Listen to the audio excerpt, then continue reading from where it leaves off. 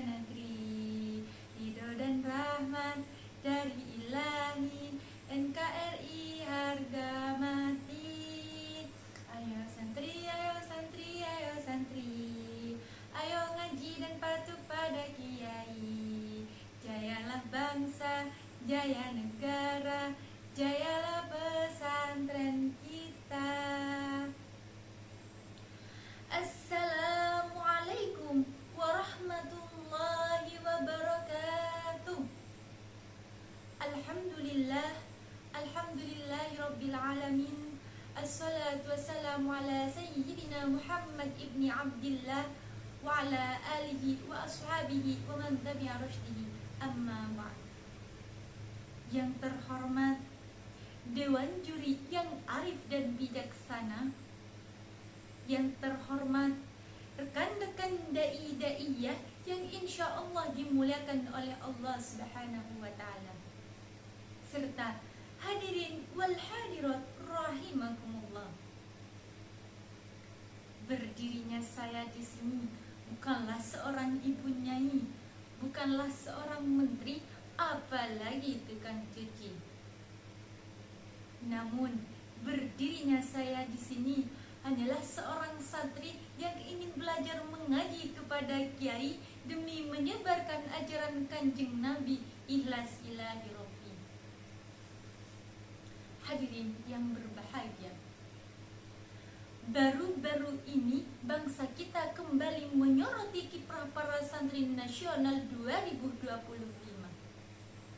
Pemerintah menegaskan bahwa santri kan hanya mengaji kitab, tetapi juga pejuang moral bangsa dan agen perdamaian dunia.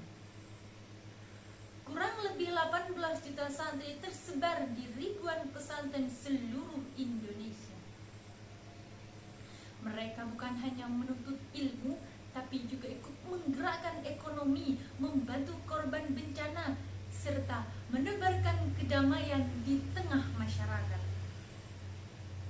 Namun di sisi lain kita juga disadarkan oleh peristiwa memilukan, yaitu ambruknya bangunan di pesantren Al-Khazini Sidoarjo yang menewaskan puluhan santri. Sebuah duka yang mengingatkan kita bahwa menjaga santri seperti menjaga masa depan agama dan bangsa. Oleh karena itu, pada kesempatan yang berbahagia ini, izinkan saya sedikit menyampaikan tentang santri penjaga agama, penyelamat bangsa. Hadirin rahimakumullah. Ketika kita mendengar kata santri, apa yang terbayang di benak kita, hadirin? Mungkin yang terbayang di benak kita adalah seorang yang sederhana, memakai sarung, berpeci, lalu membawa kitab kuning, betul? Namun santri yang sesungguhnya lebih dari itu, hadirin. Santri adalah simbol keteguhan iman, penjaga nilai-nilai agama, dan pilar moral bangsa. Kita ingat resolusi jihad 22 Oktober 1945 ketika para ulama dan santri menyerukan jihad fisabilillah melawan penjajah. Mereka bukan hanya mengangkat kitab, tapi mereka juga semangat dalam perjuangan.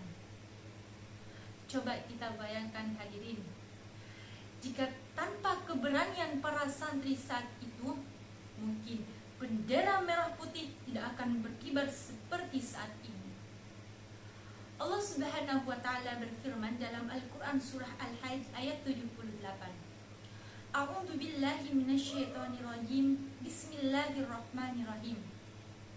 Wajahidu fillahi haqqa jihadihi. Shadaqallahul adzim. Yang artinya, dan berjihadlah kamu di jalan Allah dengan jihad yang sebenar-benarnya. Quran surah Al-Hajj ayat 78. Ayat ini mengajarkan bahwa jihad bukan hanya berarti perang, tapi juga berjuang dengan sungguh-sungguh di jalan Allah, termasuk menegakkan kebenaran, menuntut ilmu, dan memperbaiki moral bangsa. Hadirin rahimakumullah, perlu kita ketahui bahwa dari pesantrenlah lahir tokoh-tokoh bangsa seperti Kiai Haji Hashim Asy'ari, Kiai Ahmad Dahlan, dan para ulama lainnya yang menjadi pilar perjuangan bangsa.